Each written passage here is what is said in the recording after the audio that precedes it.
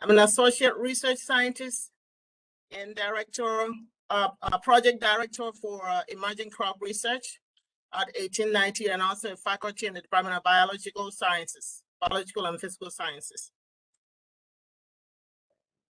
We are honored to host today's webinar titled Industrial Hemp Production and Industry Bases on Earth. Today will be our fourth webinar series. While I have the opportunity, let me take just a few seconds to tell you about the AC State 1890 program. At AC State 1890, our mission is to improve the quality of life and raise the standard of living for all South Carolinians, particularly for those in our state who are generally underserved and have limited resources through research and extension. With partners such as U.S. Department of Agriculture, the state of South Carolina, and South Carolina Department of Agriculture, among many other agencies and organizations, we address critical issues affecting individuals, families, and communities by conducting problem-solving research, then providing research-based educational programs that put knowledge to practice.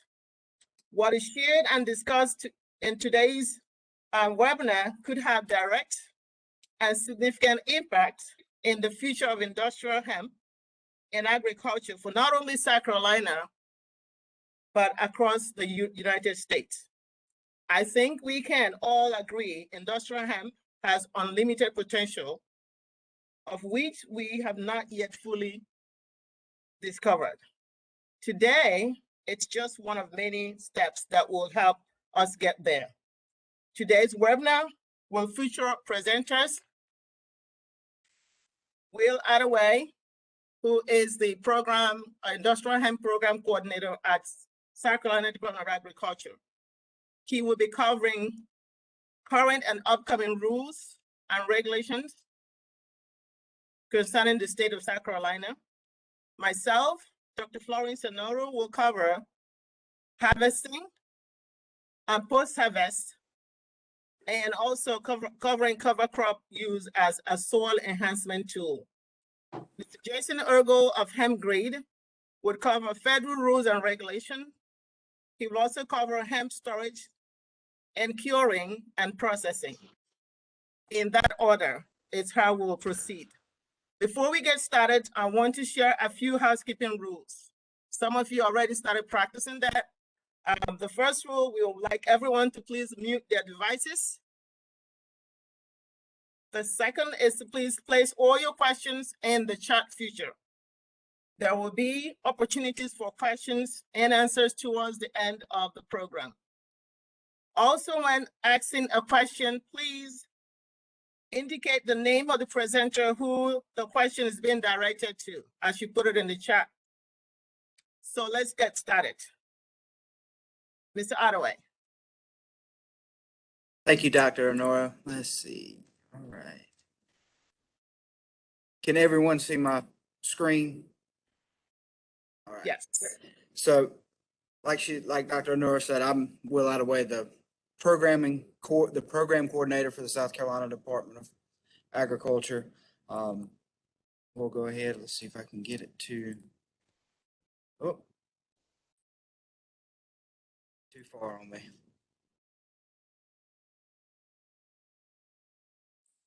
So as far as changes and updates from the program, this year, luckily, there will be no changes as far as the state hemp plan, any kind of regulations that we require. Everything's going to be the same as it was for the 2021 year, starting out for 2022. So everybody gets a level playing field. We're not having to deal with any kind of adjustments that we're having to make.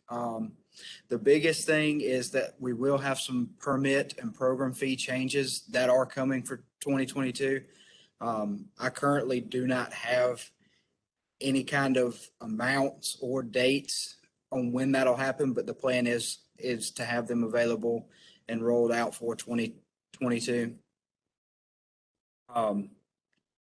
So the next thing is just some information about our applications for farmers. They'll open January 1st of 2022, and then they close on the February 28th.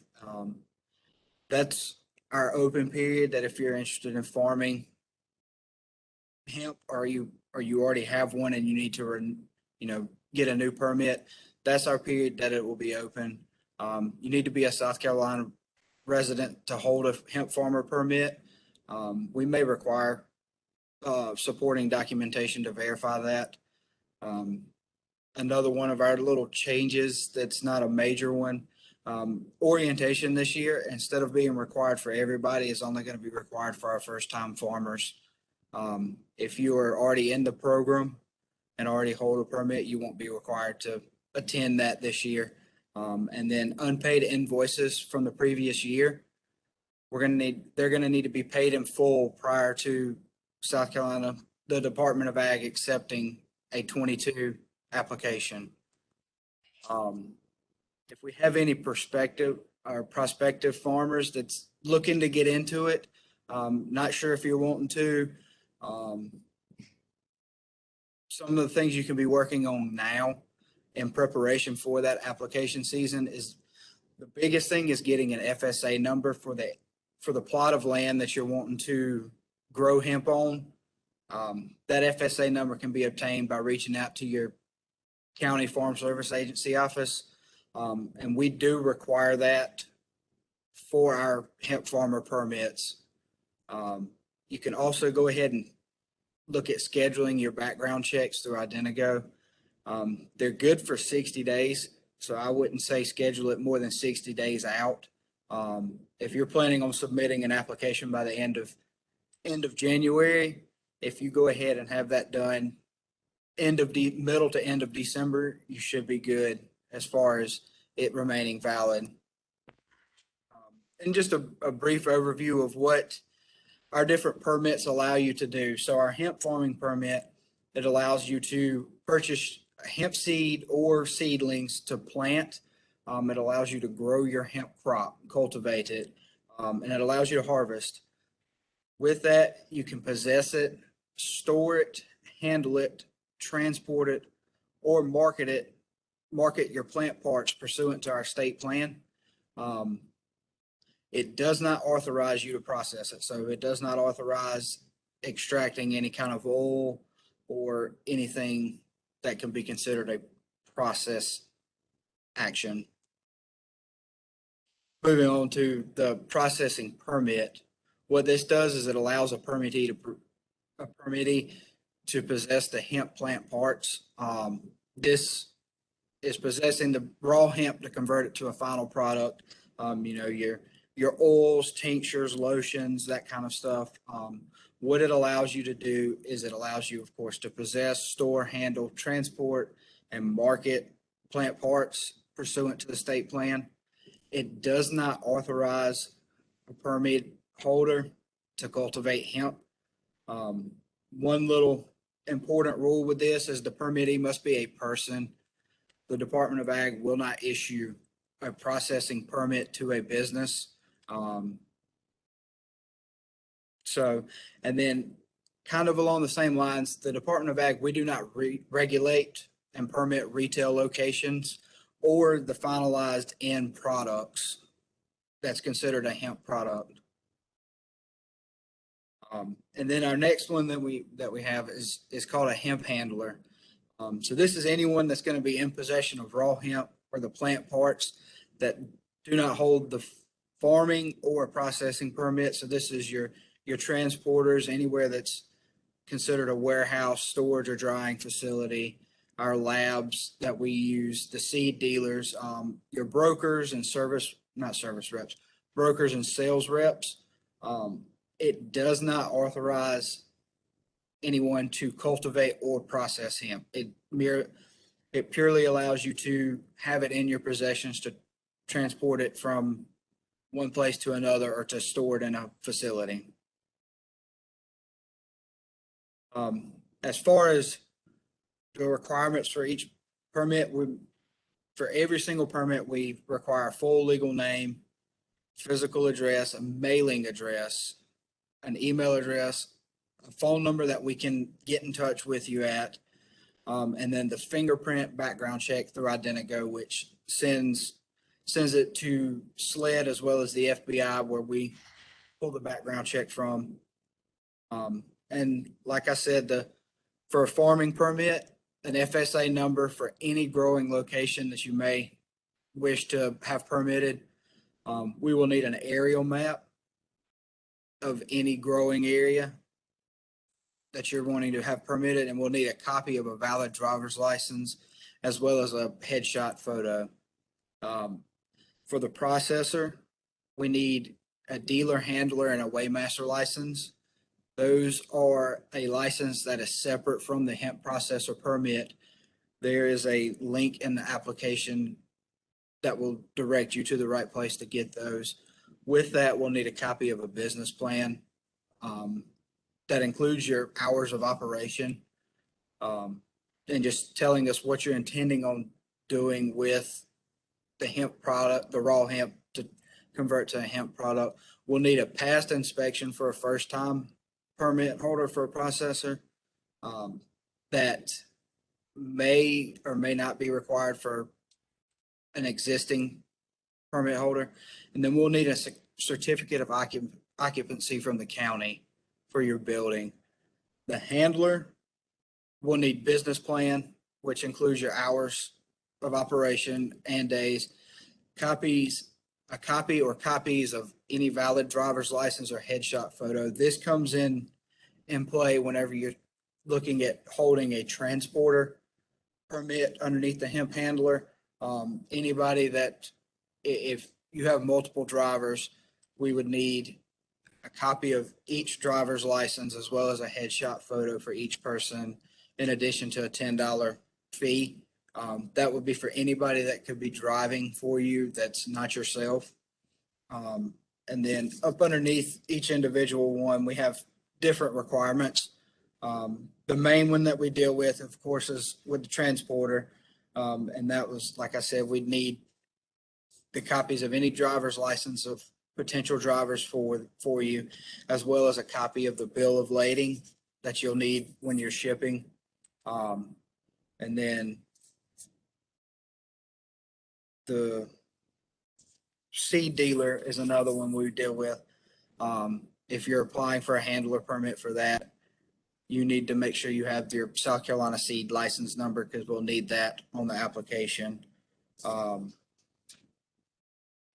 then I will take questions at the end of it. That's just kind of a brief overview of what we as the department will require to be permitted with the hemp farming program. And just a little tidbit of what each different permit will allow you to do.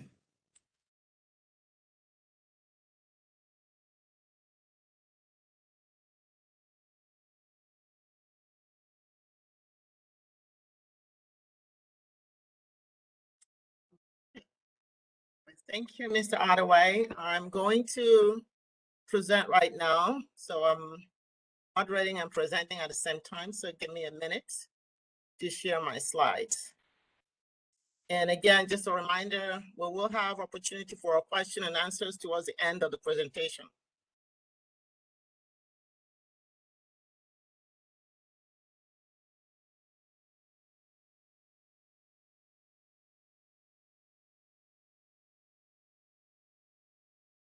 Might have made a little stop somewhere. Say it again. Can you all see my slide? Yes, we can see your slide, Dr. Nora. Awesome, awesome. I know we're supposed to get muted. All right, so again, as I mentioned in introduction, I will be talking about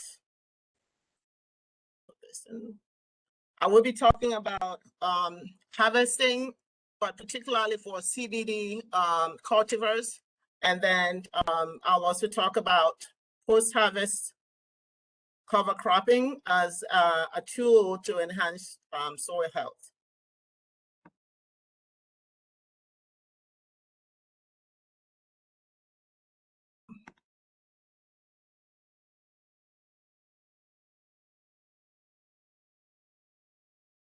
All right, so pre-harvest and post-harvesting of CBD hemp biomass. It's very important for hemp growers to know how to keep their soil healthy, and especially for CBD growers. Your premium crop or premium income comes from how organic your product is. So if you take the right measures and you do apply the best management practices in your production of hemp, then you're likely to have a good crop, and you also get premium price for your products. The buyers for the hemp CBD cultivars are looking for hemp that is free of pesticides, free of herbicides, and other synthetic materials are in the soil. And one way to also minimize your cost is by practicing using cover crops to enhance your soil health. So here are some important factors that you should consider when you are deciding to adopt cover cropping as a post-harvest tool to enhance your soil health. Number one is your genetics or your cultivars. Cultivars here referring to the different varieties. We use cultivar in plant science or in botanical sense.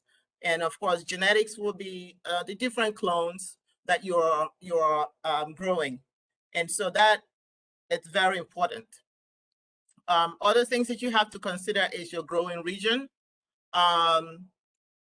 choice of harvesting method, and your intended buyer, and timing and monitoring. So if you're growing industrial hemp, the CBD varieties, you have to make sure that you consider all these things prior to even harvesting and then adopting the cover crop. So the genetics here will tell you when you're going to harvest and how you will harvest to get your premium crop. Your growing region here will tell you exactly when to start planting, when to stop and harvest your crops.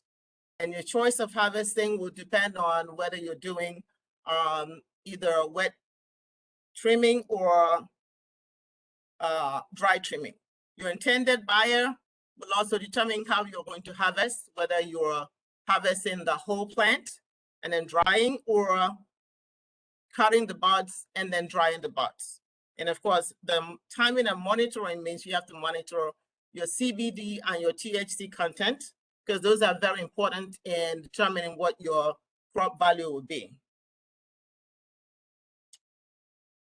For your harvesting, especially what it's CBD varieties, the tools are really common tools that you can get from hardware stores.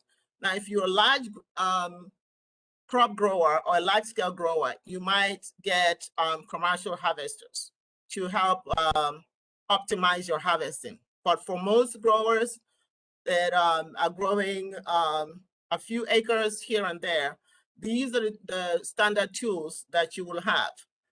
Things that I did not include here will be something, of course, the alcohol sanitizing solution, because you also want to make sure your buds or your harvested plants are not infected by handling. So it's always good to have a sanitizing solution or wipe in between harvesting and also the tools that you're using to make sure that they're clean. So timing and monitoring, what exactly does that mean? As I mentioned, your harvesting is very dependent on genetics and cultivars, because each cultivar is different by the time that they mature and also the size that they mature at. And so it's important to make sure that you know that timing. Also, where you're growing your crop will also determine when you harvest.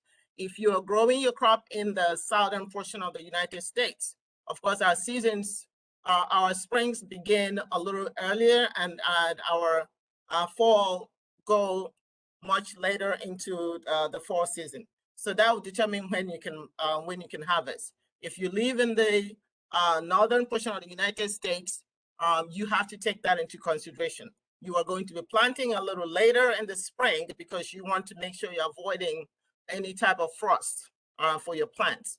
And then, of course, you have to also harvest before frost comes, because your matured plants would be affected if you leave them out in the field and they experience any frost. So how do you tell when to monitor your crops? Now, for many of the listeners today, you may be growers who are very experienced, but also there are listeners who are trying to learn. But important thing to look for when you're looking at harvesting your plant is to look at the color of the trichomes. Trichomes are really hairs that are attached to the buds of the plants. And those colors will start out clear, and then they go to opaque white, and then eventually they turn amber color. And most of the times you can't see this very well with your naked eyes. You have to use some magnifying tool. And most people will use just regular hand magnifying glass. There are also some handheld microscopes that you can take along with you to look at those trichomes to make sure that the colors are ready for harvesting.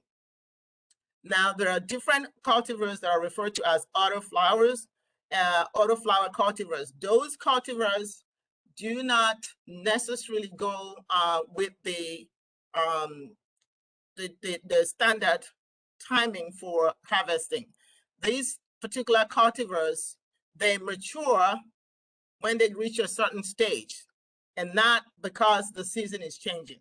And so if you have that in your farm, you have to make sure that you're monitoring, because if you're waiting to harvest them along with your other ones, then you might lose your premium crops.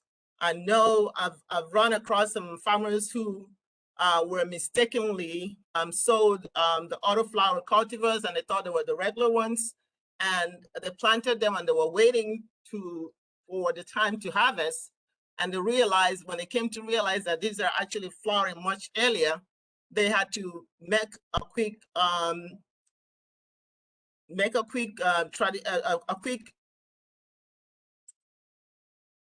make an advanced plan to harvest their crops before they lose them. So that's very important. So when you're ordering or you're buying your seedlings or your seed, but most people do plant with seedlings for the CBD varieties, make sure that you know the genetics that you're ordering. Make sure that you ask questions from your buyer, read the labels, and also do your own research, because sometimes most buyers are very honest, but sometimes you will get things that are not intended mixed into your into the crops that you're getting from the buyer. So know who you're buying your seedlings or seeds from, and read up on them. Make sure that you put that in your plan of production. And then, of course, you also have to check your local weather before you plan your harvesting. I know these days the weather is very unpredictable. It rains a lot when it's not supposed to be raining, and it's hotter than usual. So it's always good to look at a long-term forecast, at least a week or two in advance if you can. The weather again can change, but that gives you an idea of the window of when you can start planning for your harvest. Again, the goal is to make sure that you're harvesting at the premium time for you to get your premium value for your crop. And that's depending on the CBD and THC concentration or content of your crop. As the plant matures and you don't harvest it and it goes beyond the harvesting time, some of those cannabinoids will start to break down, and you will lose some of your highly valued CBD. And of course, your THC concentration will also go the wrong way, the way that you don't want it to go. It has to be on that threshold of 0.03%. So here's some pictures of, let me see if I can get this out of the way. Trying to see, I can't get it out. Here are some pictures of the trichomes that I was referring to. And the picture in the center here is actually myself and one of my student interns. I was just showing them how visually you can see to start to check for those trichomes. And then of course we went and used the magnifying lens. And also the bud, the bud size also varies from cultivar to cultivar. You have to make sure that your buds are disease-free, they don't have any mold or any rust attacking them during your harvesting time, because that would influence the person that you are going to sell it to and then the value of your end crop.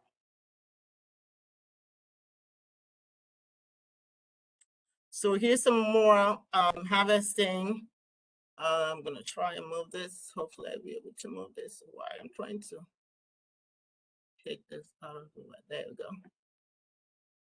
Get away. I'll bring it down. Okay, there we go. There. So here's some more pictures. This is one of our demonstration sites in Branchville here on the 1890 demonstration research site for our emerging crop research project. And we, right here, after the first plants have been harvested, we went back to look at the ones that we thought were too small, and we inspected, and then we're doing some secondary harvesting here. And as you can see, there's nothing fancy being used here. That's just this is just a pruner, regular pruner that you can get from Lowe's or S Hardware that is being used. But you need a lot of hands to do this. If you're growing a large acreage, you need a lot of people for harvesting, or you might invest into commercial harvesting equipment. Once they're harvested, of course, if you're a small farmer, you hurl it with your truck, or if you have the bed that you can attach to your truck to your place of storage. Mr. Eargle will talk more about the processing and the conditions for storage. So I'm not talking about that.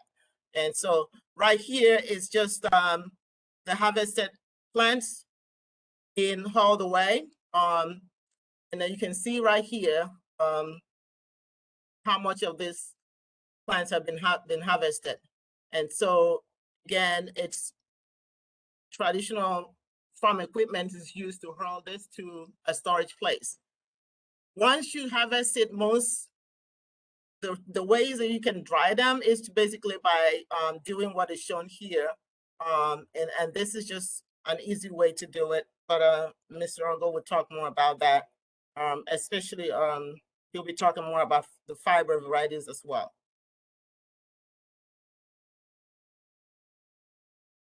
And that's just the harvested plants now being put in the storage place.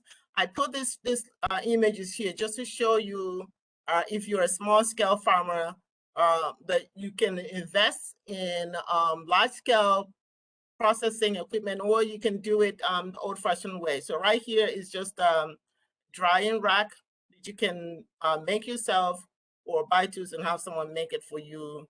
And this is the drying barn where you put the harvested plants.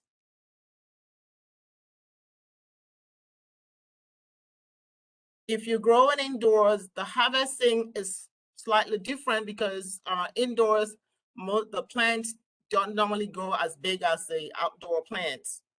And also because you have, you can get more than one cycle during the year, you have to again look at the same maturation signs, looking at the trichomes to make sure that you're harvesting at the same time, and always testing for the CBD and the THC, just like you're doing with the field, your field crops.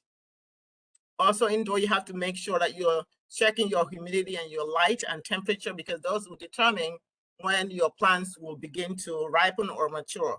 Outdoors, most of the cultivars and varieties would mature and be ready for harvest based on the changing season. But indoors, you don't have that because the light is there. So you have to really manipulate your light levels. You have to make sure your humidity is right.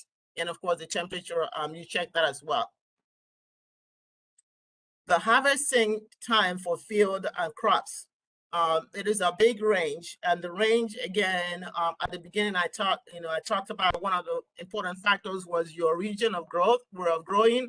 So the harvesting can begin as early as September, and it can go as late as November, depending on where you're growing your crops. The more southerly located your plant, your farm is, of course, you can get a later harvesting time. But it also depends on when you plant, because the plants have a window for growing, and then once they start setting bud, you have to start looking at those signs for maturation and harvesting.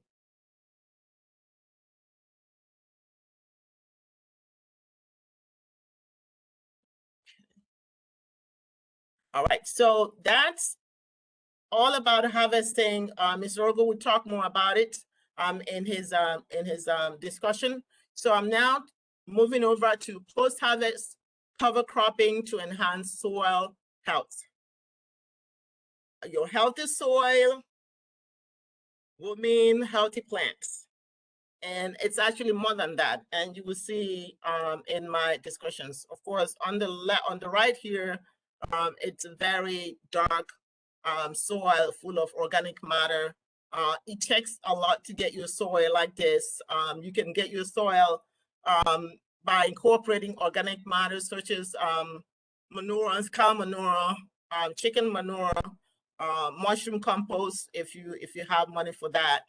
But you can also do the green manuring farming practice, which is what cover crops are now do for farmers. All right, so cover crops used after industrial hemp harvesting.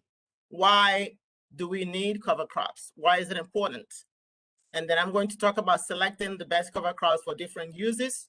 I'll also talk about when do you terminate, when do you get rid of your cover crops, not really getting rid of them as in terms of removing them, but stopping them from continuous growth. Okay, so cover crop, for those who don't know, any crop planted specifically for the purpose of improving soil health is called a cover crop. But cover crops not only improve soil health, they do more than just improving your soil health.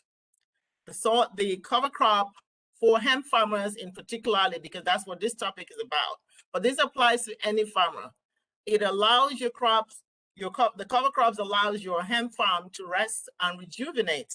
And I use the word rejuvenate because as the cover crops are growing during the fallow period, when you're no longer growing your hemp, you are building back your soil better. And then, of course, in early spring, when you terminate them and you till them in, and you have your hemp field ready for planting. And that termination and incorporating the biomass from the cover crop after they've decomposed, that adds a lot of organic matter into your soil. But they do more than that. And pest suppression and weed suppression and a whole lot of other things. Cover crops can also be used for crop rotation. If you're a hemp farmer and you have enough acreage, you can do your crops in one plot this year and then leave the cover crops to grow the whole year and then come back after. That's even better for your for soil health. But if you don't have enough acreage, you can plant your cover crops in the fall after you've harvested your industrial hemp crops. And then in the spring, when you terminate them and incorporate it into the soil, you've added organic matter and your soil is better. You prevent a whole lot of other things, soil erosion. And you also attract a lot of beneficial insects to your farm. The cover crops, especially the ones that are in the legume family, they help to introduce nitrogen into your soil. And nitrogen is essential, especially at the early stages of growth for the industrial hemp. And towards the end, you need very little nitrogen, but you need other macro and micronutrients. But nitrogen is important. Wouldn't that be, ideal to have this required macronutrient naturally incorporated into your soil rather than putting synthetic nitrogen, which contributes to pollution of our waters and rivers.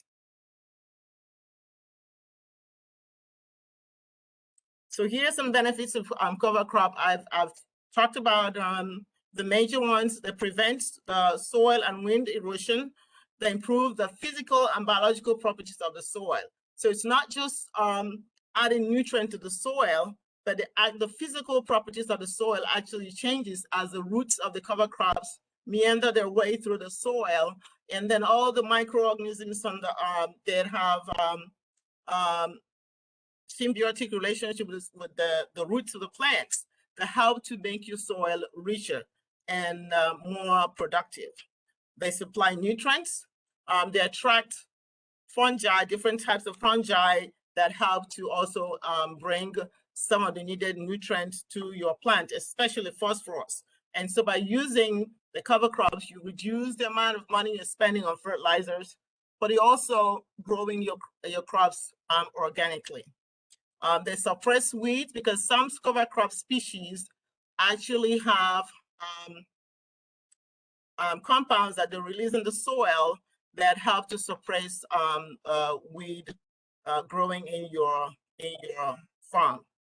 They improve the availability of the soil water requirement. As your soil gets more aerated and becomes less compacted, it can hold water, and more organic matter helps it to hold water, which is really a good thing for your crop. And then lastly on this slide, it also helps to break the pest cycle. Pests are a very big problem for farmers in general, but for hemp farmers, since your goal is to grow CBD biomass that it's pesticide free and herbicide free, if you take actions that will reduce the presence of pests on your crop, that means that you're not going to worry too much about that. When you do have pests, even after using cover crops, of course, there are some bio-based pesticide that you can use for your hemp crop. In our previous presentations, we provided a list of the bio-based pesticides that are approved for growing hemp. So here again, just to reiterate what I was just talking about, not only do the cover crops help to build organic matter, they minimize reliance on pesticide, they reduce your costs, they reduce chemical exposure to the farmer. Now, this is the one that most people don't think about. As you spray in the pesticides or the herbicides in your farm, you're also exposing yourself and also affecting the beneficial insects, which will benefit your crops. So cover crops do a whole lot for the farmer. So protection of the environment is very important aspect of using cover crop as part of your farming practice. And this last statement here, it's also very important. It helps to build the buyer and consumer confidence in your hemp crop. If I'm a hemp buyer, if I'm a hemp biomass buyer, and I'm going to make the end product, a CBD oil or the edible end products, of course, I'm looking for organically grown products. And this would be a great way to market, to elevate the marketability of your biomass, your hemp biomass as a grower. And of course, cover crops are much cheaper than pesticides or even adding synthetic or conventional fertilizer in your soil. So what and when to plant?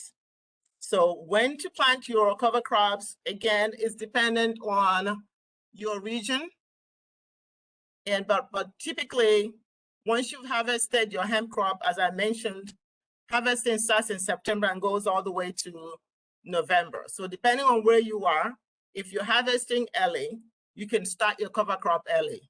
The cover crop, you can start in the fall you go into winter. Sometimes they call most of the cover crops, they describe them as either winter cover crop, they're also fall cover crop, but winter is usually the time because most people would harvest in October. So technically we have gone into, we're going into the winter time. And here are some of the things that cover crop could help you suppress. Diseases, nematodes, of course, weeds. And some of the ones that would help suppress those diseases are the winter rye, the ryegrass, because they have those phytochemicals that they can release into the soil that would help suppress the diseases. Crimson clover and hairy vetch are also good cover crops to use post-harvesting of your hemp crop. The rule is usually to have a mixture of cover crops rather than just one or two types.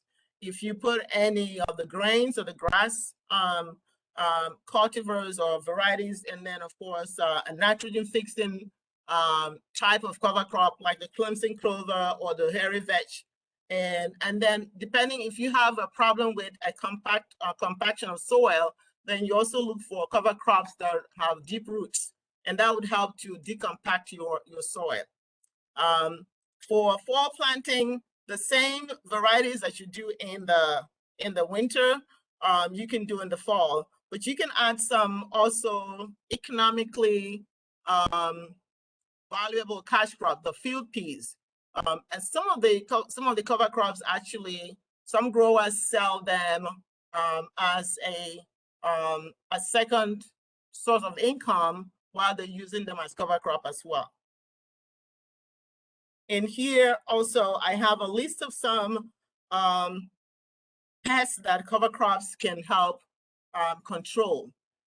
The cover crops not necessarily control those pests directly, although some do, but they do attract what is called natural enemies. These natural enemies, when they come into your cover crop field, they will now attack the pests that are now affecting your crops. So you have a robust population of natural enemies that will help you suppress the population of pests in your hemp field.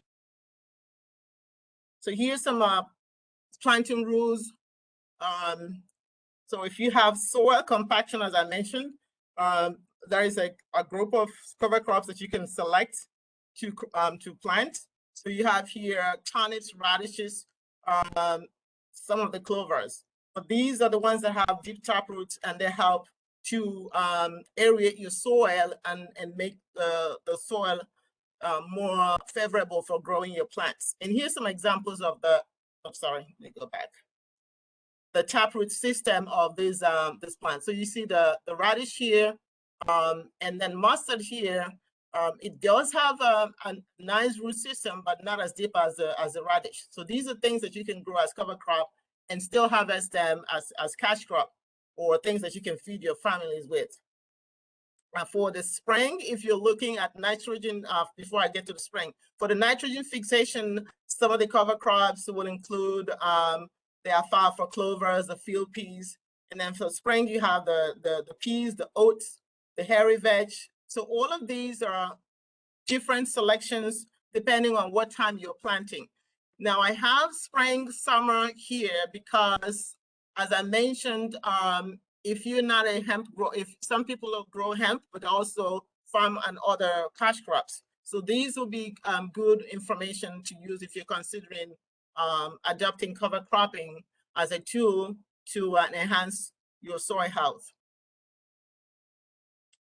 And then of course, winter, I've already talked about that. Let me go quickly. Continuing to talk about the benefits of cover crops. They help to deter weeds, not just around the plants themselves, but in between the rows. Some farmers plant the cover crops even while their hemp plants are growing in between the rows, and they help to suppress the bad weeds. And of course, because these cover crops attract the natural enemies, it helps to suppress the pest population that would attack your plants. And here are some examples of the natural enemies of your pests. Sometimes we see this, I know everybody loves ladybugs and butterfly, but some of these other creepy crawlers are very beneficial to your farm. So when you see them, it actually means that your farm is very bioactive. And I was given a talk the other day, and I was telling them that if you scoop sand or soil from your farm or your yard and you don't see anything crawling inside it, some worms and things, then something is not quite right with your soil. A biologically active soil should have a lot of things in it. And of course, a healthy ecosystem and healthy field of crops should have a lot of these beneficial insects kind of hanging around. So important points to consider in making decisions about cover cropping, how long to wait before using your plot again, either for cash crop or in the case of hemp, doing your hemp. Typically, if you're a hemp farmer and you've harvested, most people are harvesting now, and they will continue until November. When spring comes, you start to plant your cover crops during this time after you've harvested. And that allows them time to grow until early spring. Then you terminate them. And I'll get into termination just briefly. When you terminate them, you still have to leave some window for the terminated cover crops to decompose naturally and add nutrient back into the soil. And so here's just some guidelines of decisions to make when you're deciding how long you're going to have your cover crops. For short-term use of cover crops, about 90 days or less. And you have 90 to 80 days. That's if you're going to allow your cover crop to grow beyond the spring when you're planting again. And then some people just leave their land, their field with cover crop for a whole year, maybe 2 or 2 years, depending on how bad the soil is. If they really want to build their soil back better, they use cover crops to build the soil health better before they go back to planting on that particular field again or land. And this is a chart, a guide to selecting cover crops. And this guide here kind of breaks the cover crops into different groups. And of course, you can see the legumes here. And some of the ones that have been mentioned, the crimson clover, the hairy vetch, the alfalfa, fava beans, white clover. So all of these are ones that you can incorporate into your cover crop mix when you're planting. And then you have the brassicas, and these are the mustards, the radishes, and the turnips. And the brassicas are really good with aerating your soil and solving problem of soil compaction. And then of course you have the cereal grains and the grasses, and this is where you have the rye, the barley, the oats, the winter wheats, the winter oats, the buckwheat. Now, some of the names that I'm mentioning here are actually economically valuable agricultural cash crops. So you can plant them as cash crop and harvest them and make money. So it's like a win-win situation for farmers. As I mentioned, again, sort of re-emphasizing when to plant. So you can plant as early as September, depending on when you're harvesting your hemp, to late October or early November. And this would be for those species that can tolerate the winter months. Terminating your cover crop. So how do you end the cover crop once you start growing them? You can naturally let them die from the winter, but that's good. But sometimes if the cover crop goes to seed, if it's one that can go to seed before the winter comes, it can actually leave the seed in the ground, and it may become a problem because you don't want the cover crop to overtake your crop if you're going to plant on that same field the next year. So winter kill, it's good, but you have to make sure that the species does not go to seed before the winter kills them. You can mow your cover crop, just mow over them, and of course the biomass, which is the green manure, decomposes and adds organic matter to your field. Tillage. Some people will till the cover crop back into their soil, but sustainable agriculture and regenerative agriculture is now, encouraging farmers to go towards partial tilling or no till, because part of soil health also requires little or less disturbance to the soil, because every time you till your soil, you are exposing some of the seeds of weeds that are buried in the ground, and also some diseases that are dormant in the ground. When you till, you bring them back up to the surface, and so you're creating a big problem. So tillage it's good, but you have to, if you have to till, reduce tilling or no till if you can. A combination, you can do a combination of all of this depending on how large your cover crop field is. You can do the mowing, the tilling, and also using the roller crimper. The roller crimper would help to sort of crimp down. It will not cut the cover crop, but it will crimp them down on the ground and decompose and add organic matter, which is a green manure. Another thing that is good with cover crops, some people now grow cover crop for foraging, for grazing. So they grow the cover crop. Again, it's a win-win situation. You grow those cover crops that are good for livestock and they can graze on it. And you make money because your livestock is going to earn you high prices, because it's going to be sold as organic or forage livestock. But the cover crop is also doing what it naturally does, which is building your soil health. Some farmers conventional farmers who want to build their soil back better would use herbicides for a quick kill of the cover crops, and then allow some time to pass, and then they'll incorporate the dead material into the ground and then plant over it. But if you're doing organic, that is the reason why I put red there. If you're going organic, especially for hemp farmers, that would not be a recommended choice to terminate your cover crop. And then, of course, once you terminate, you can plant your cover crop.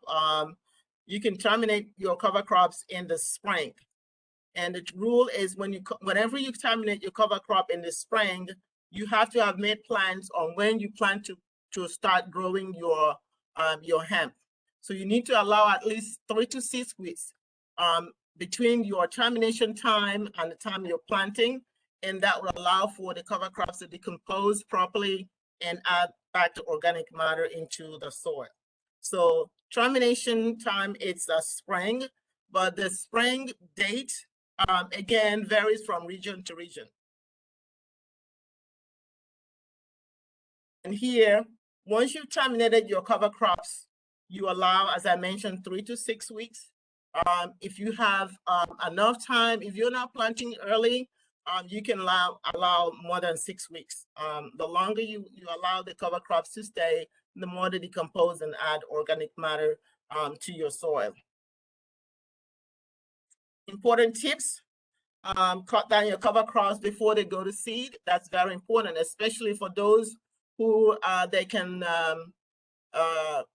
become a problem for you getting rid of them when you need them to. Check flowering stage. The rule is always check the flowering stage of the cover crop and terminate them before they go to seed. And that's why you have to check them. When you check the flowering stage, once you see about 50% of your cover crop field flowering, that's the time to start thinking about terminating them, because pretty soon they'll go to seed. And then, of course, those seeds may drop, and then you have more than you need, because too much of everything can be bad. As I mentioned, allow decomposition time 3 to 6 weeks before cropping. And thank you very much for listening. I hope you learned something. I will now turn over to Mr. Jason Eargle to talk about, let me stop.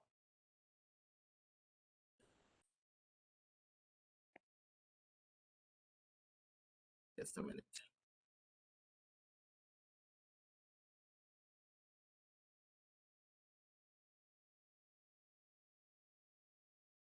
Okay. Hey, All right. guys. I'll turn over to Mr. Eargle to talk about fiber, federal rules and regulation, storage and processing. Thank you, Dr. Anoruo. Can you guys hear me okay? Can you guys hear me okay? Yes, we can hear you. Oh, let me mute myself. Okay. All right. Let me screen here.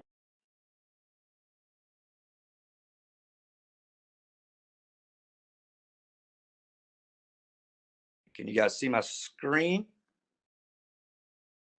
Yep. I think so. Okay, great. I just want to thank Dr. Nora and SC State University for having me again on our 4th webinar. A lot of good information being shared, and I really appreciate and I'm honored to be a part of this educational program. I'm going to basically reemphasize what Dr. Nora said really quick on the cover cropping from personal experience. One that she mentioned was in between rows. Something to definitely, if you're growing outdoors and you're using working rows, put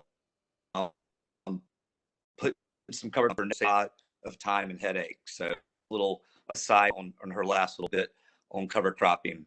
So that said, I'm going to jump into a dry storage of indoor cannabinoid type that Dr.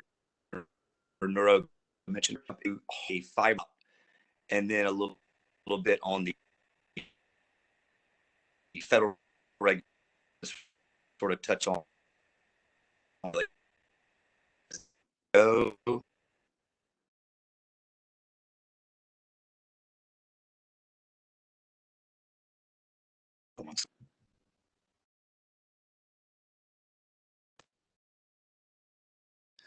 okay, so Cutter talked about harvesting, that you need to harvest the tips too, as we're going to go into after you've harvested, how to dry, cure, and store your materials so that will be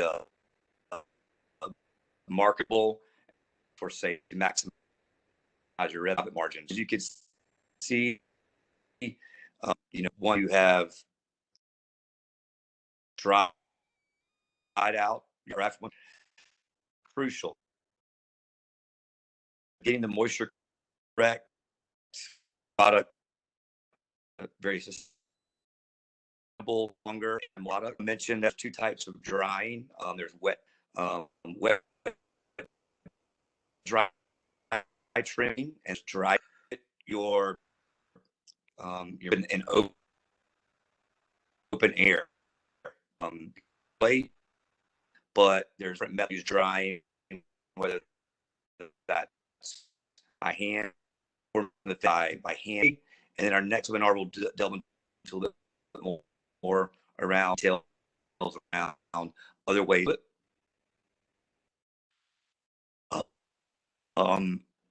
This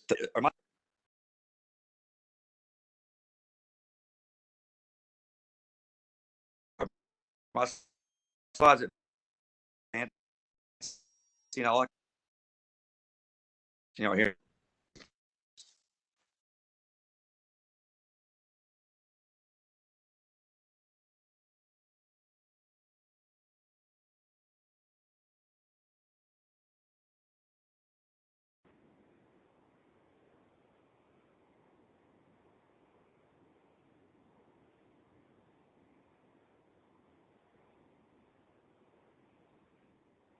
Jason, Can you guys hear me? yeah, we can hear you now. You were breaking up earlier, but you're fine now. Okay. All right. Should be coming through. Sorry. on my phone here. Go back. So current slide.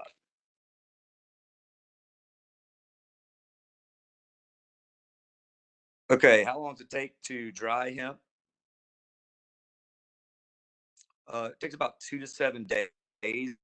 It depends on what kind of operation you're using, whether you're doing it by hand or you're using a mechanical dryer. Here again, if you look at when it depends on how you want to trim. If you want to dry trim, you're going to hang your plants upside down, either as whole plants or as branches. When you wet trim, you want to dry it, basically on a drying rack. So either way, you're basically going the same way. This next information is how to set up an indoor hemp drying space. Basically, the rules of the land, whether you are doing, a smallage or whether you're doing a very large, warehouse. You have a dark room with temperatures between 60 and 70 degrees. And humidity is very important to not to create mold, any bacteria that's going to ruin your crop. Having fans to circulate air is very important, and a dehumidifier, depending on your space and how humidity is in your space, can be very important as well. The common drying room equipment you'll see here is line racks for lines, hydrometer to basically measure your temp and your humidity levels, fans, AC unit obviously is optimal. Control your humidity and temperature a lot easier than using outdoor, ambient temperature. And then obviously the dehumidifier we already mentioned.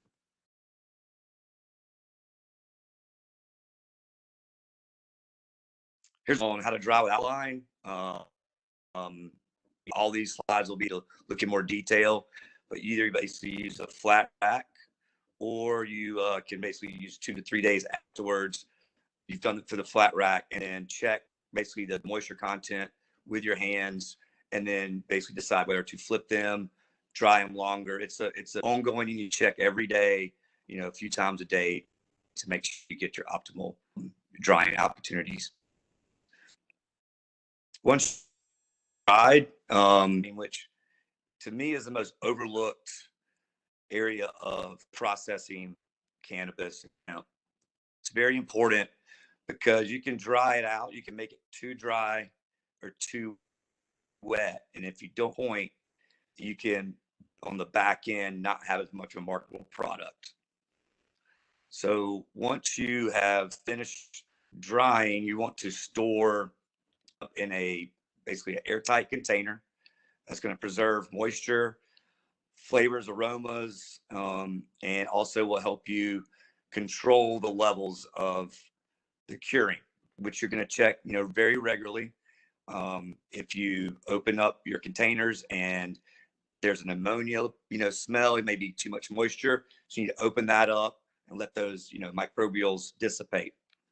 A proper cure will allow you to store your hemp for a long time and without worrying about the mold or any kind of degradation of your cannabinoids or your terpenes. So airtight, but you can open as needed, and also a cool, dark place. UV rays degrade hemp as well, so be careful of that. And if you have it in the right conditions in a cool, dry place, in an airtight container, you can store it up to about 2 years without losing any kind of potency. Here's some quick, basically equipment, tools that you need. Kind of the same things that we talked about in drying. Airtight jars, hydrometer.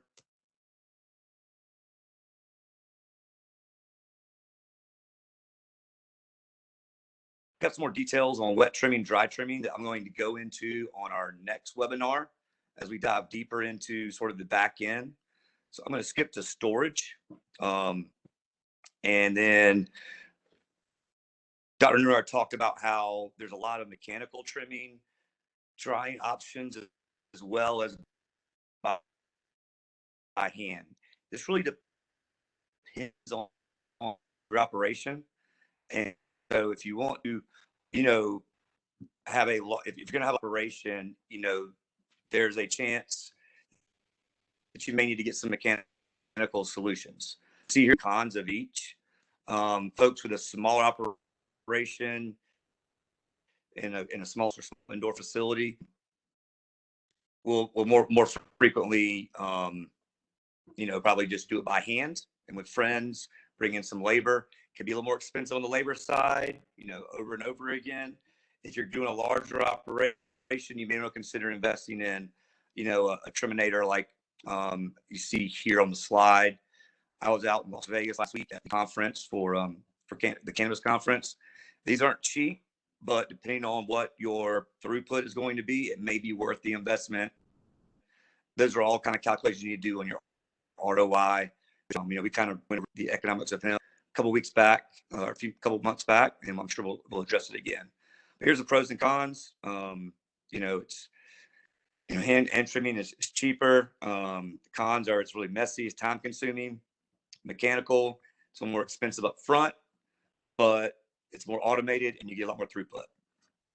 So here's some equipment needing: scissors, pruners, clean surface, rubbing alcohol to make things sanitized, et cetera, et cetera. Storage, again, we mentioned 77 to 86 degrees, depending on the type of genetics you have. Again, you can store about the 2 years, and there's those tips at the bottom on what you need and the equipment you need to properly dry cure, and storage. I'm going to jump back before I get into the federal regulations on harvesting fiber. And this obviously is something that's a lot more we're still researching the best way to do this, since a lot of information has been lost over the last century on how to do this properly. So harvesting hemp fiber, you basically are looking for the stalk, and you want to be able to have a good harvest where you can separate the bast and the hurd fiber. A couple times I've done this, I've done it by hand with a sickle or machete. As you can see here, ideally, having a mechanical solution, at least in somewhat, if you're growing larger amounts, would be ideal. These operations you see here, this equipment, the John Deere up top, very expensive, between $800K to $1 million. So that's obviously very cost prohibitive to a lot of folks. Hopefully we can get some co-ops going along in the state where we can help share some of those items. The lower solution on the bottom of the page is expensive. It's a tractor with some modified, front ends to be able to harvest as well. The main thing, you're trying to chop the stalks and then allow it to dry. Here's some other pictures. Oops.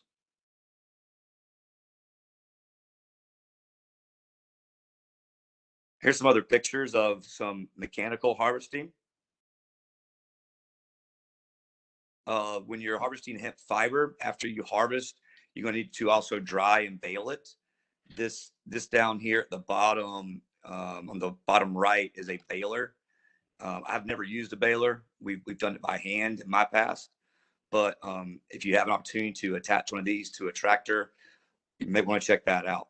Once you've basically dried and baled it, there's another couple steps you have to do to get it ready for basically the next, whatever your end product is going to be, whether it's a textile, whether it is a fiber for biofuels, or any type of other things that might go in a vehicle, or fiber that might go into an airplane. So after you've harvested, you process, and their first part of processing is called retting. And there's 3 types of retting out there. The retting purpose is to basically break apart the 2 different fibers: the bast, which is the outer and longer fibers, which you see here, and then the hurd, which is the interior short fibers. Each of those have uses and can use together. There's a train we'll talk about in a second that looks at and can help process into this green microfiber, which is sort of a new technology that I'm interested in seeing. Hopefully we can get one here in South Carolina. First type of retting is field retting. This basically is after you cut it down, you leave it out in the field to let nature take it and run its course. You're having microorganisms break down the plant's surface so it's easier to handle. It's not so stiff. Hemp is the strongest natural fiber on the planet, so it can be tough to break down with machines if you have not already retted it and broken down some of the complex bonds inside of the material. Water retting, same kind of idea, except you soak it in water that has microorganisms inside of it. This will speed it along a little bit more. It will produce a higher quality of fiber, but maybe more expensive. And you really have to kind of stay on top of it to make sure you're not degraded too much. And you have to always remember, whoever your end customer is may have special specifications that will dictate what type of processing on your fiber you're going to do.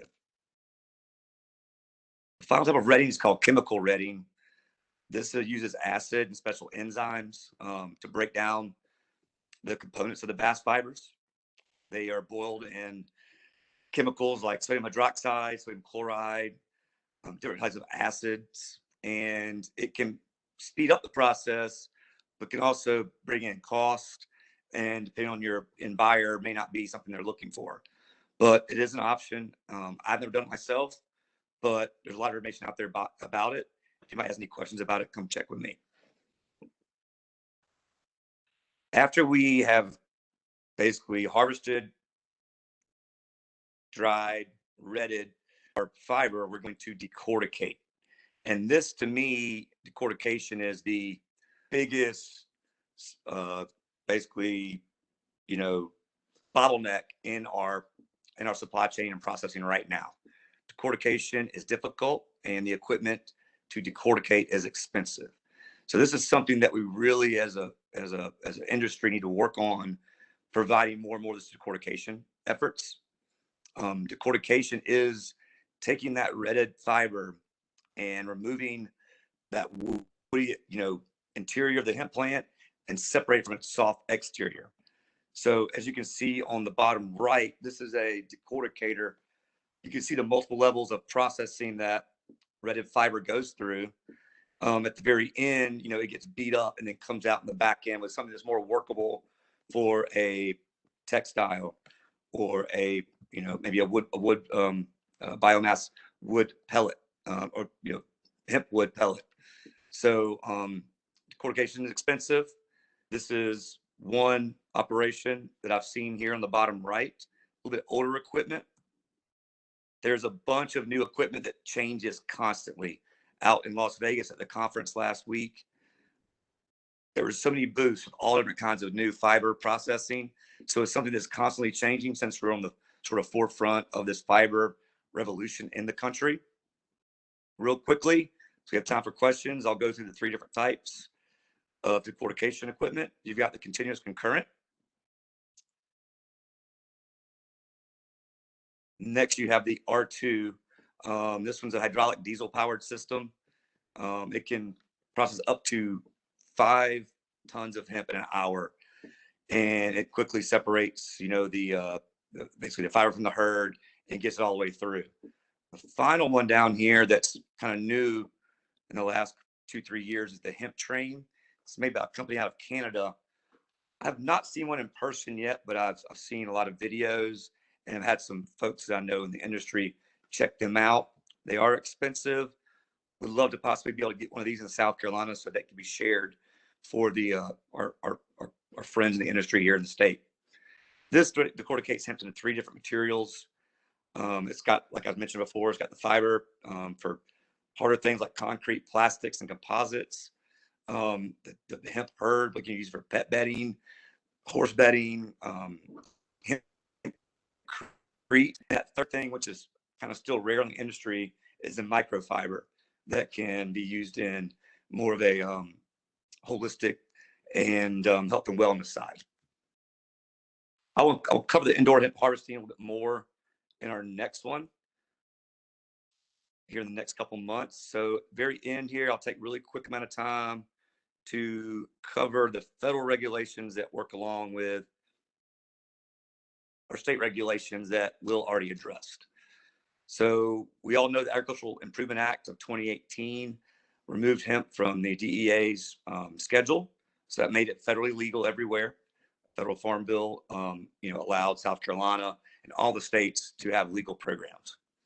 2014 was the original federal regulation that allowed states to have programs within a research capacity with a research university. The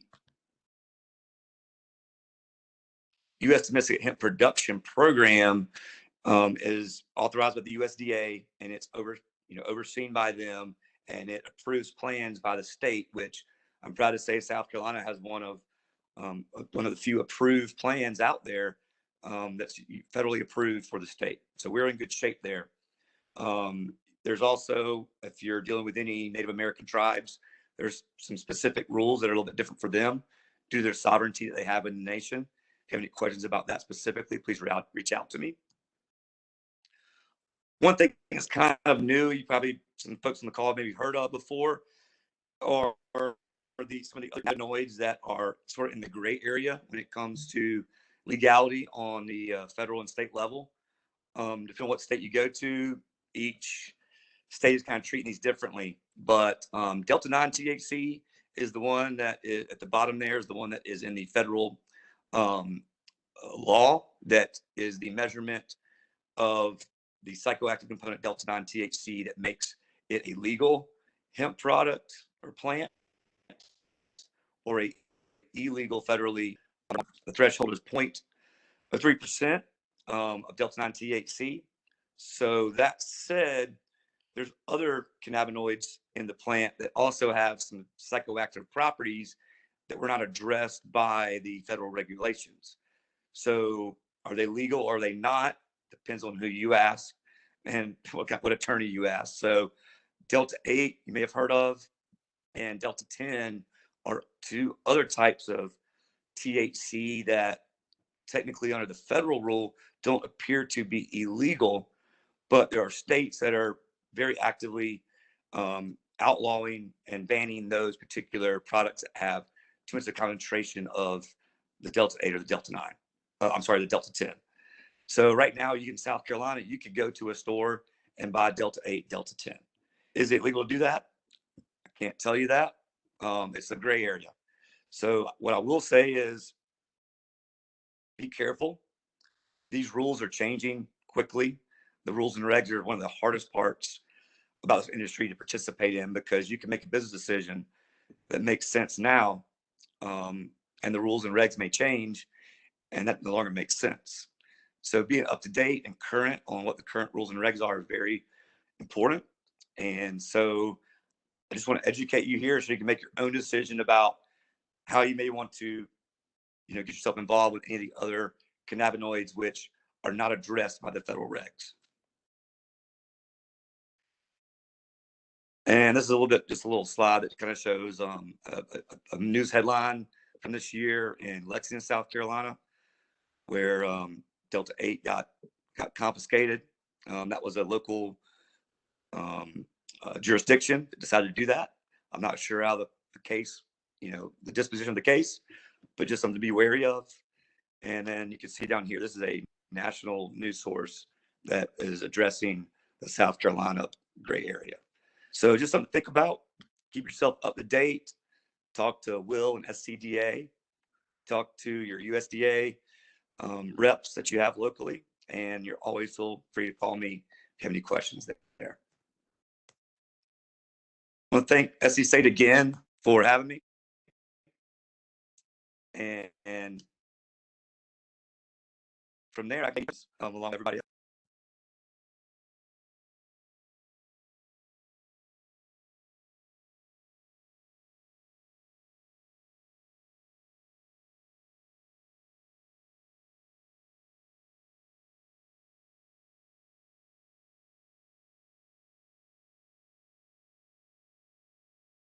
All right.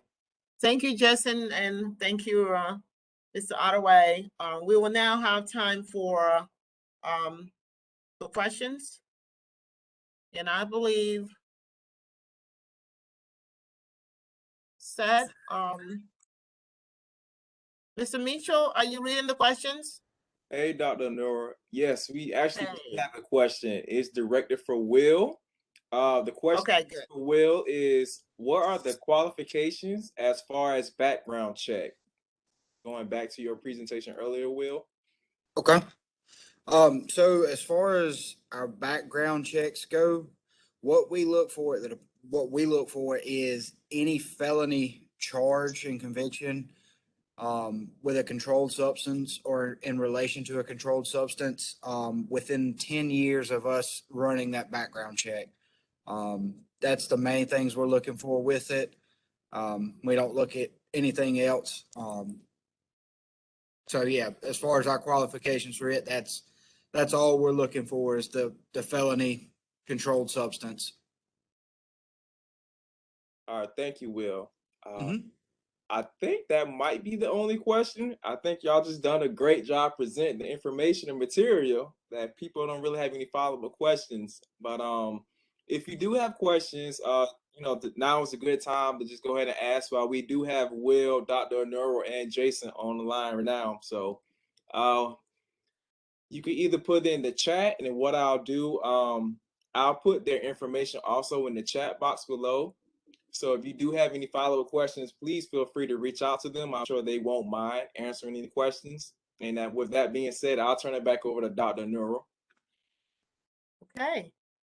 Well, that concludes our webinar series number 4 of industrial hemp production and industry bases unearthed. We hope that you gain valuable insight and you're coming away with new enthusiasm for industrial hemp and agriculture in our state. We want to thank all of our presenters, Mr. Will Attaway and Mr. Jason Eargle, for taking, and myself, of course, for taking time, taking the opportunity to this afternoon to share valuable information with our participants surrounding the hemp industry. We look forward to hosting future webinars and providing more information as it pertains to the hemp industry. For news and updates on future webinars, please follow, like, and subscribe to the social media for AC State 1890, and the address is at AC State 1890. Again, the social media that you can like, subscribe, and follow is at AC State 1890. If you would like to be included on our mailing email list, email at scstate1890 at scsu.edu. I'll repeat that again. You can email if you want to be included in our email list, email at scstate1890scsu.edu. Thank you and have a wonderful day. Have a wonderful day as well. Thank you. Very great. Very good. Thank you. Thank Thank you. you all. Have a Thank you, Mr. Otto and Will. Thank you. Thank you. Thank you. Thank you, Dr. Nora. Should I close up?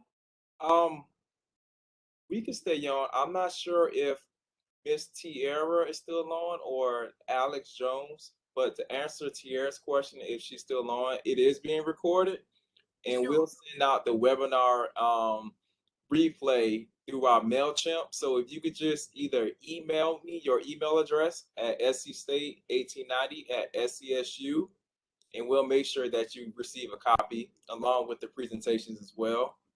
And I see Alex Jones had a follow-up question about the climate of hemp production. So if Alex is still on, I guess Dr. Nora will be able, or Will, or Jason kind of be able to answer that question. What's the Well, it's question? Alex, and yes, I am still on. I just wanted to know what was the projection or the forecast of hemp production here in South Carolina. So what they forecasting for the years to come, I guess. I don't have the exact numbers, but I know that every year there is an increase in the number of permits going out to farmers, and there is an increase in the number of acreage for the hemp farming. Miss Will, you probably have numbers because you get all the permits and you know the acreage, right? Acreage off the top of my head, I think I would have to look that one up, but I do know it's gone from, I believe it was 19 or 20 farmers whenever the program started, then to 40, then last year or in 2020, I believe it was 126. And then I think this year we had 216. So it's continuously rising as far as the number of farmers participating in the program. Yes, Can I ask another question, please? absolutely. Okay, so we just purchased about 15 acres in Eastover. Is it a place where in other words, can you grow hemp anywhere you choose to, or is it a certain area or zone you have to live in? You understand what I'm asking? Yeah, that's the question. So as far as the regulation side of it, one of the biggest things we look at, of course, you have to follow any kind of zoning or business laws that you would have to do if you're within a town ordinance, making sure you're in the correct zone as far as a zoning law. But for us, what we look for is it's 1,000 feet from any area that children may congregate and frequent. Your public parks, churches, daycare, schools, stuff like that. As far as restrictions, that's really the biggest thing. Obviously, can't have it right beside the church or a daycare or school. Okay. But that would be the biggest thing to look for as far as a physical thing. As far as like a growing zone, I believe Dr. Nora would probably be a better person to answer that than I would. I'm not sure if has that figured out yet or not either. Well, the growing zone, based on hemp growing requirements, what it likes or where they thrive, they will grow best. They don't like if your land stays soggy after rains, if you don't have good drainage, well drained soil, it affects. It's not gonna. You can grow hemp, but you will not get good results. So you need a well drained soil, and typically sandy loam, and most of the soil type in South Carolina is either towards sandy or sandy loam soil. But you can also amend your soil. If you have a very soggy soil, you can amend it to some extent. But the thing is to look for, before you start, you can use this time and check for how wet the soil stays after rain. Because if it's not draining well, it's going to be a problem. We experienced this this last growing season. One of our demonstration sites. Of course, it's been raining more than usual these days. Sometimes it rain days upon days, and we had one of our fields had water on the soil for days before it drained. And the poor plants, you can tell they start turning yellow, and they don't respond well to that kind of soil. So that's one thing that you have to look for. And then also, if you're going to grow, I would suggest that you do some soil testing to make sure your soil is good, because and also look for the history of what was grown there prior. If a cash crop that was grown there that they used a lot of pesticides and things, you might have to do some remediation, and you can talk to me about that and give at least a year or so before you start growing your hemp.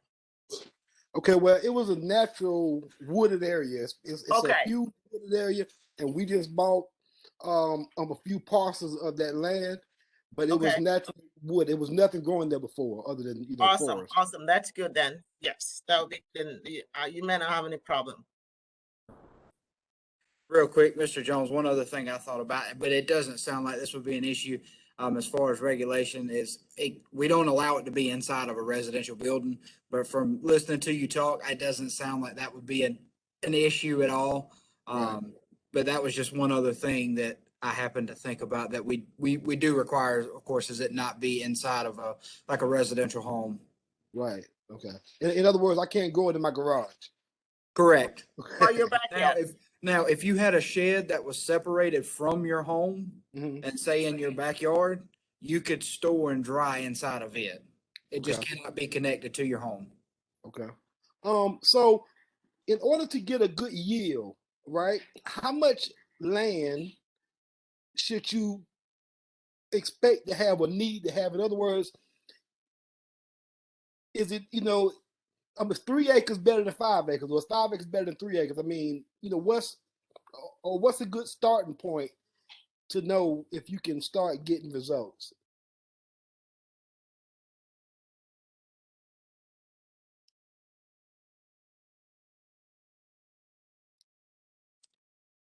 I believe Dr. Anoruo will be able to answer that for you.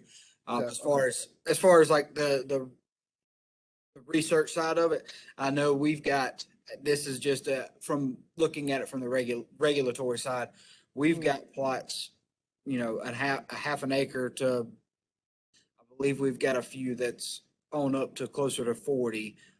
So we're really all over the place. A lot of them that I've been to here recently are anywhere from like that 1 to maybe 3-4 acres in size. Is what I've seen recently. And like I said, we've got some that go way on up in the acreage, as well as some of them that it's small. You're talking an indoor grow inside of a greenhouse that's growing a number of plants instead of square footage or acre.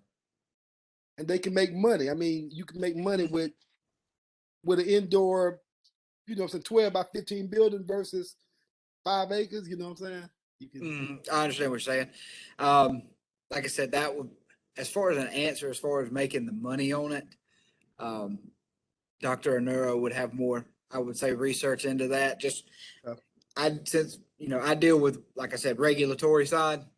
I don't know specifics when it comes to that. But I'm sure she would be willing to answer it and help you figure that out. Okay. Hey, I ain't gonna take up no more of your time, man. Thanks for your answers, man. Appreciate you, Yes, man. sir. And if you need anything, I believe they sent out my information in the chat. If you need anything else, please feel free to reach out. Yeah. Sure will. Oh, yeah, I got my computer. I don't know what happened. I'm sorry. Hey, I thought I was asking too many questions. No. It was technical. I had to reboot my computer. Yes. Was there anything that you needed me to answer while I was temporarily offline?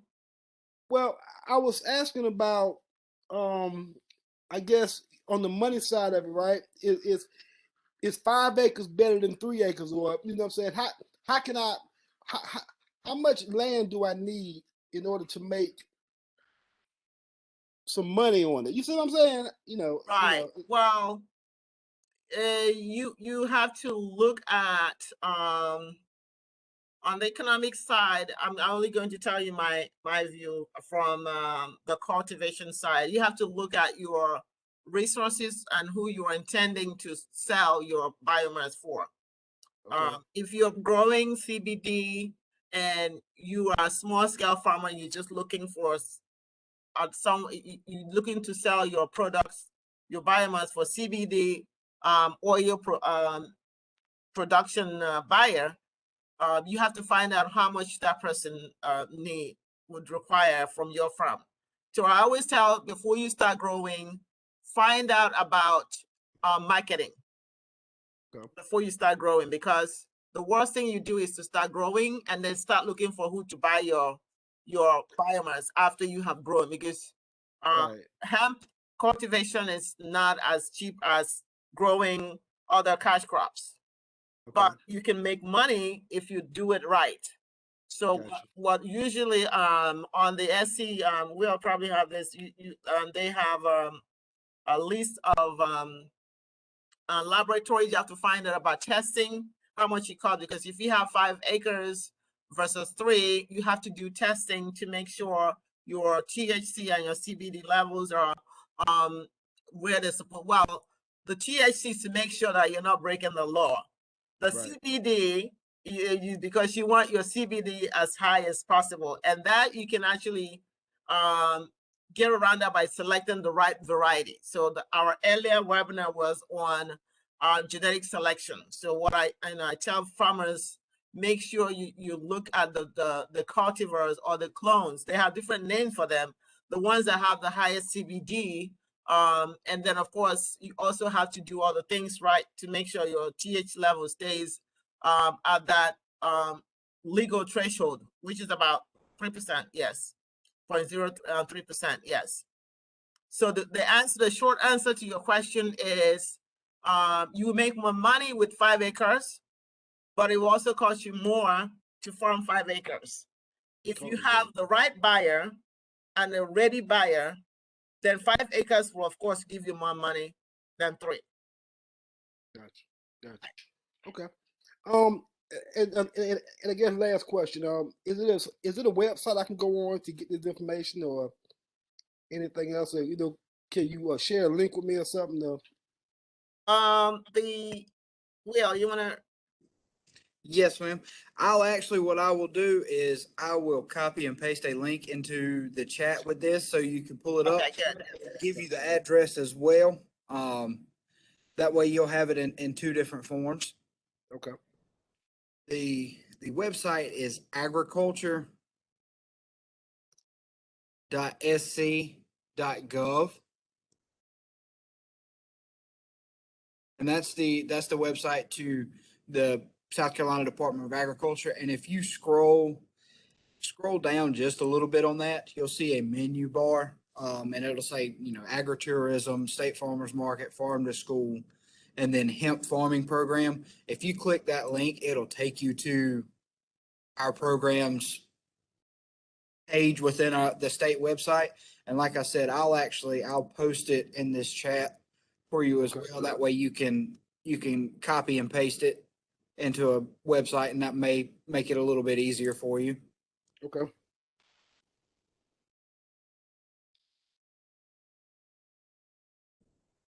And of course, if you have questions, other questions that are not related to regulations. Can you hear me? Yes, ma'am, I hear you. Okay, yeah.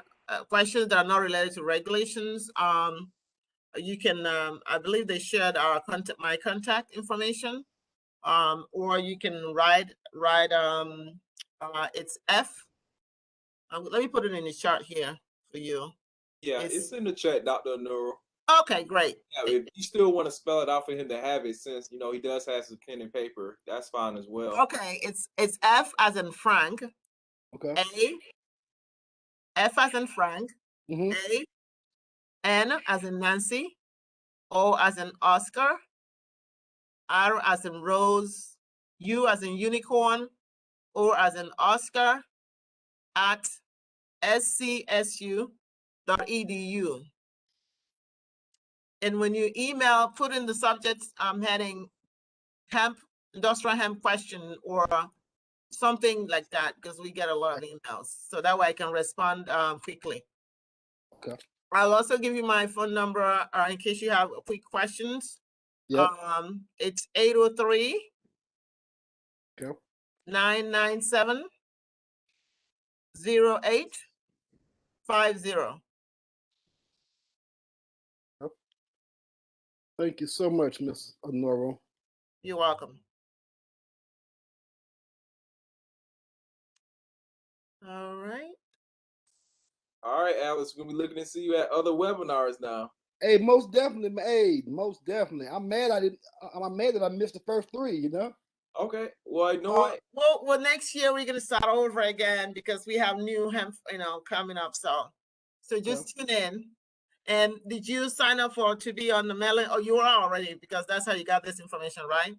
Right. Yes. Okay. Good.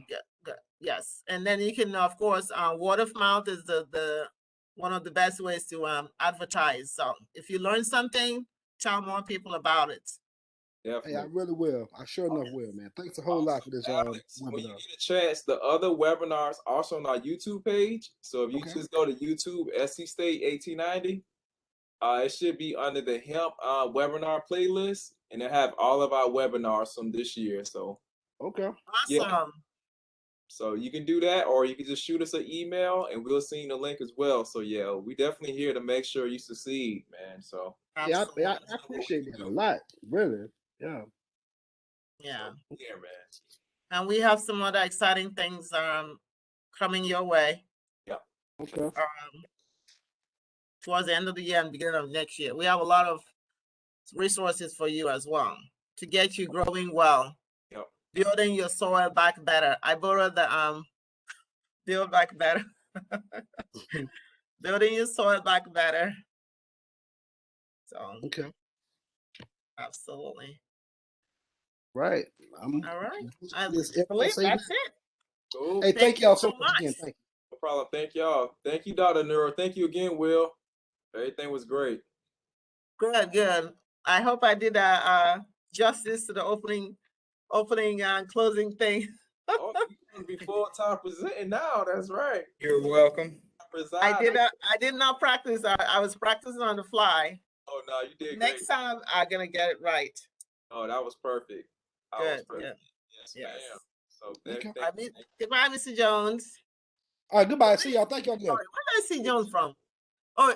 Oh yeah, Jones. Okay, I'm seeing Tyrone Williams here. Okay. You see me? All right. All right. So you close up or I close? How do we close this out? You close out, right? Up, and once Seth closes up, the meeting will be recorded, and I'll just download it, and I'll upload it to our YouTube, and I'll also upload it so we can send it out on MailChimp. Probably no later than Friday. I know we like to do a quick webinar, so awesome. So we're good, Dr. Neuro. Good. All right, y'all have a good one. All right. You too. Friday. Bye.